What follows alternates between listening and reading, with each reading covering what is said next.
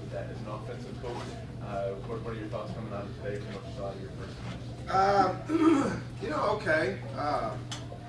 It probably didn't make as many plays at receiver as I would have liked. We gotta get Mario the ball probably a little bit more. We're looking for some inside receivers. Been happy with the way the backs and the tight ends. We're doing a lot of that stuff with those guys. I'm happy with those guys as far as their production. It's not necessarily the stats that make a difference with it, but it's those guys are tough and they're playing hard and they're in good spots. We're able to do a lot of things with them. So probably need to get some just from a playmaking standpoint. We need to get those guys the ball a little bit more. I was a little disappointed in that. Once we settle on a quarterback, then that will help. When you're rotating quarterbacks and you're playing a bunch of different people, it's hard to get into a rhythm. So obviously that's going to have to be something that we focus on all summer as quickly as we can in August to figure out who that guy's going to be and then develop a relationship with all those guys.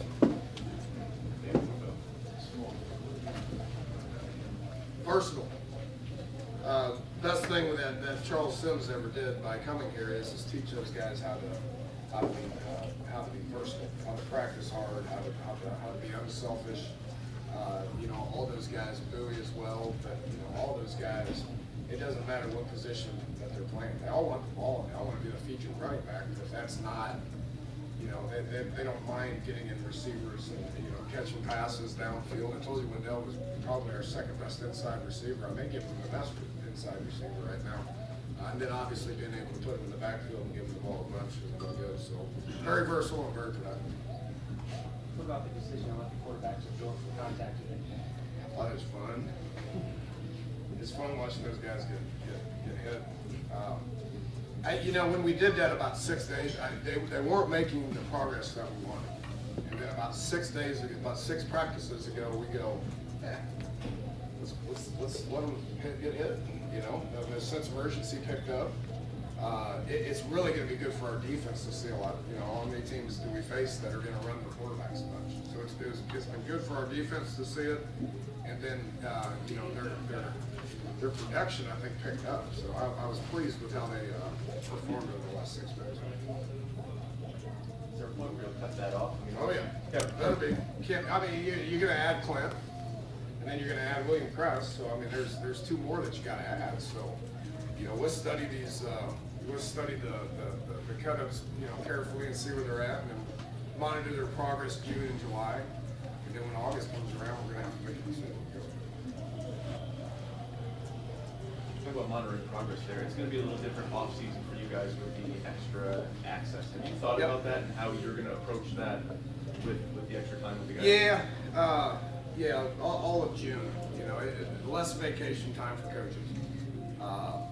That we don't want to be around them so much to where when August rolls around they're sick and tired of us. Because once August rolls around, obviously we'll have quite a bit of contact with them. But the last 2 weeks of May we'll be out recruiting, so we won't be around them much then. And then when we get back here in June, for about 4 weeks in June, we're going to be able to have team meetings. We're going to be able to split it and watch offense, defense for a couple hours a week. And then just monitor. It's going to be easier to monitor where they're at and what they're doing. Danny, you talked about defense. Are you convinced this defense is better right now than it was last year? No, yeah. Athleticism in the secondary is not even close. Not even close. Been happy with the progress with the defensive line. Those guys are learning to be unselfish and hold their gaps. And then the second level guys, we got so many guys with experience. Kwiatkowski and Isaiah Bruce. You're going to add Jared Barber. You're going to add Wes Tonkery. Brandon Golson didn't play. He's got a little bit of a shoulder. He'll be fine. But Edward Muldrow's athletic. Al Benton's athletic. We got guys on that second level that have played a bunch. But the biggest difference I see is the secondary guys with KJ Dillon and Carl Joseph. Those guys are extremely disruptive off the edge. Darryl Worley has had a phenomenal spring. Mario's confidence is a little down right now because he's had to go against him so much. Kid makes play after play after play. Jared Harper has played well. So the athleticism in the secondary, the experience at linebacker, the development of the D line, I've been great. Dana, between now and the next time you do see the quarterbacks though, and I know there's gonna be more the next time, but how can you sort them out and begin to have at least a starting point when you get? Can't. I mean, you can't. We can watch film with them. We can coach them.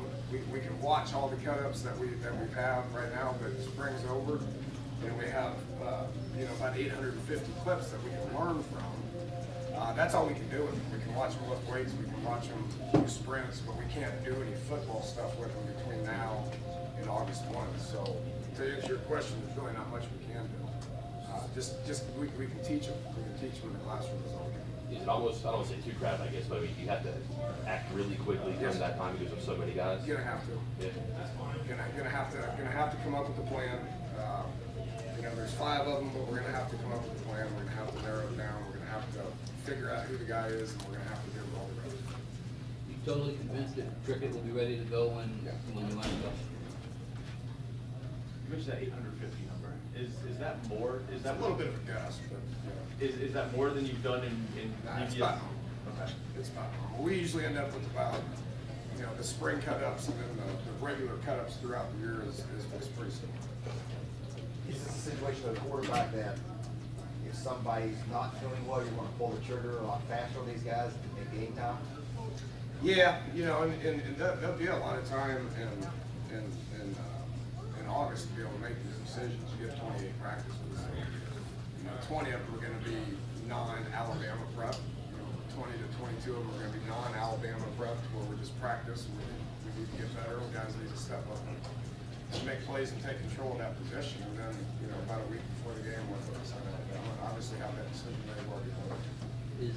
Is this any different than last year, really, where you wound up using different quarterbacks, 2 weeks at a time? Really? Well, again, I've never done that before, and I think we would all agree it's not the answer. If you look across the country, the one thing about it is, if you look across the country, we weren't the only team in that situation. Everybody in the Big 12 was playing a couple of different quarterbacks because of a variety of reasons.